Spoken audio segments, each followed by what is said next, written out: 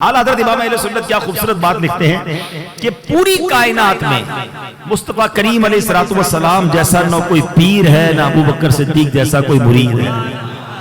کامل مرید نبی پاک کا کامل شیدائی کوئی ہے تو صدیق اکبر رضی اللہ تعالی عنہ ہے. شاعر مشرق لکھتے ہیں نا، ماں سوا اللہ کے لیے آگ ہے تقدیر تیری، تو مسلمان ہو تو تقدیر ہے تدبیر تیری، کی محمد سے وفا تو نے تو ہم تیرے.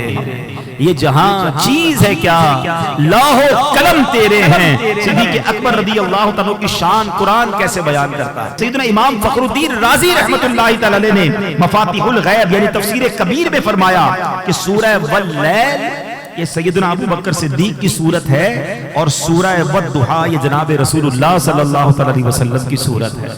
ذکر خیر قرآن میں ہے. سبحان اللہ. نبی پاک نے دیکھیں غلام آقا کی شان بیان کرے یہ تو غلامی کا حق ہے. نبی پاک کی شان تو سارے صحابہ نے بیان کی مگر اس صحابی کی قسمت پہ ہماری جانیں قربان جن کی شان خود نبی پاک بیان فرمائے. حضرت عبداللہ ابن عباس رضی اللہ تعالیٰ سے روایت ہے میرے نبی پاک علیہ السلام کو مولا علی شیر خدا کرم اللہ تعالیٰ وجہ کریم کے ساتھ کھڑے ہوئے پایا. اتنے میں سیدنا ابو بکر صدیق آئے. پیارے آقا علیہ السلام نے ان سے ہاتھ ملایا، گلے لگایا اور ان کے چہرے پر بوسہ دیا. مولا علی کہتے ہیں حضور آپ ابو بکر کو چومتے ہیں. نبی پاک نے کیا فرمایا، اے ابو الحسن ابو بکر کا میرے یہاں ایسا مرتبہ ہے جیسا میرا مرتبہ میرے رب کے حضور ہے.